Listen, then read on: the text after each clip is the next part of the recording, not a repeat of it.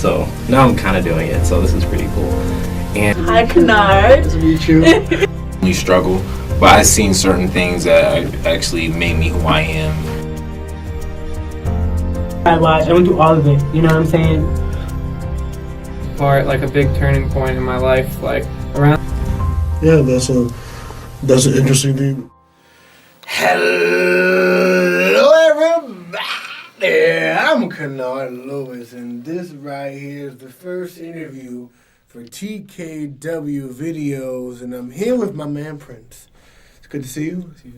Good to see you. Tell the world a little bit about yourself. Name, major, where you're from, what do you like to do?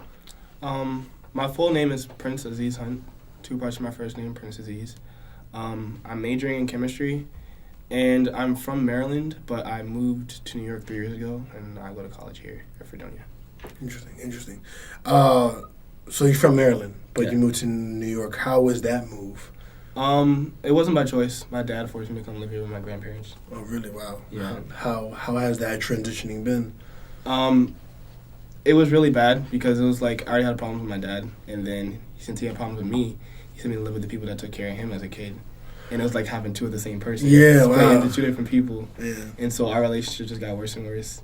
And I was like, but one of the best parts about being there, one, I got a therapist, which is really good. The second was, in living with my grandparents, I really got to understand my identity, who I was as a person. In what way?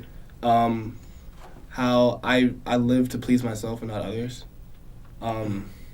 Is that necessarily all that bad? I guess when it's maybe in excess, right? Yeah, because it was like they were trying to make me live a life that they wanted, and I wasn't able to be true to myself.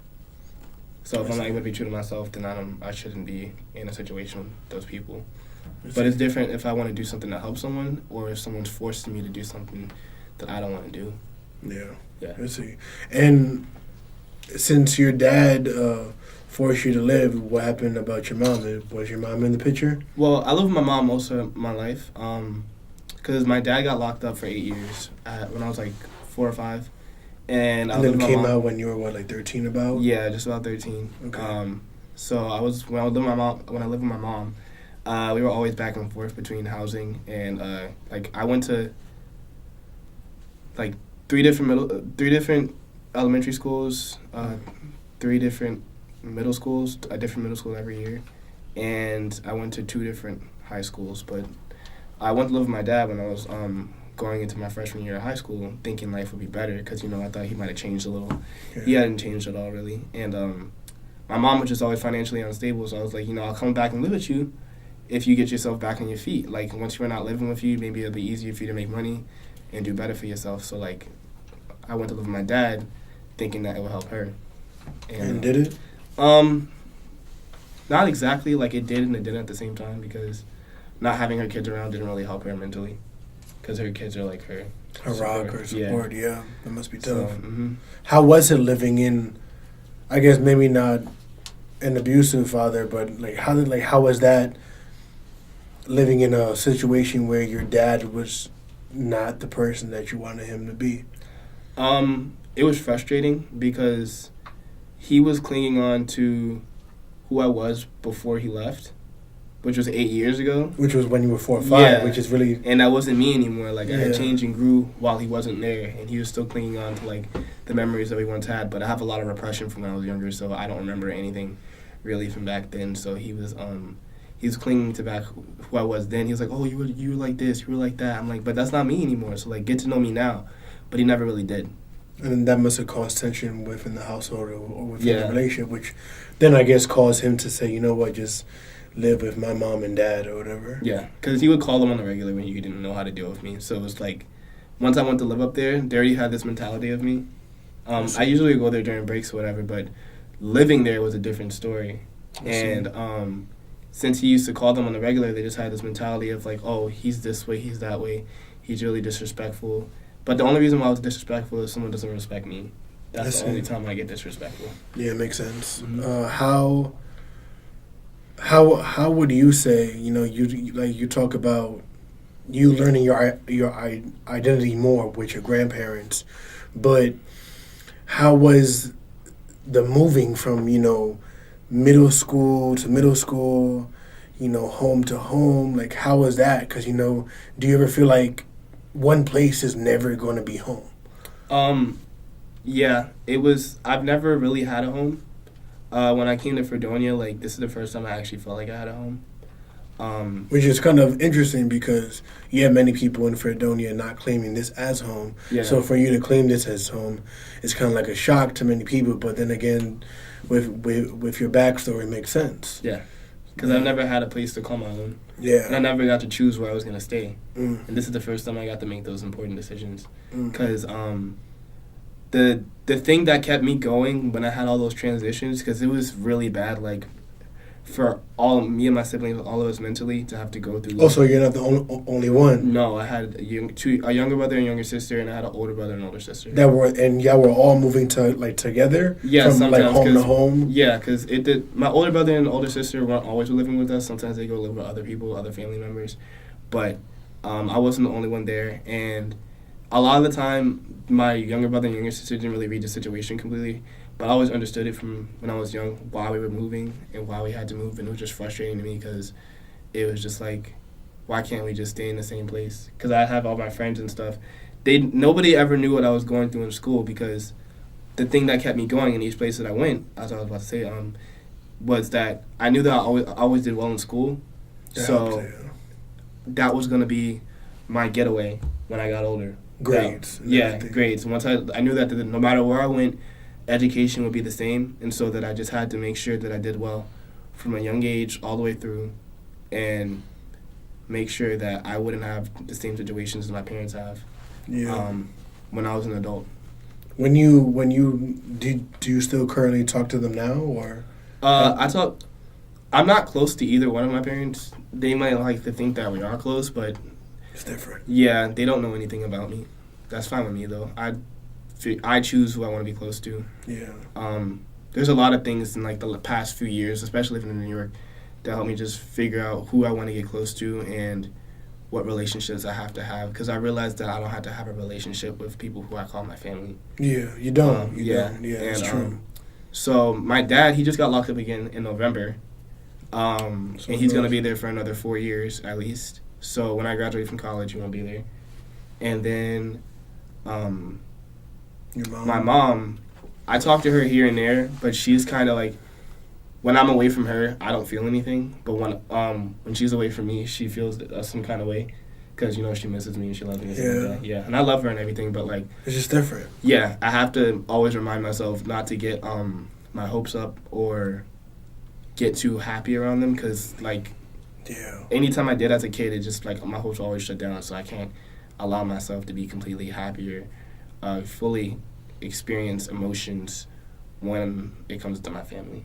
And speaking about hope, because, that's kind of hard because, the same situation with my dad where, again, he wasn't in my life per se, and you want them to hold up to their word that they're going to be there when they say they are, but they're not.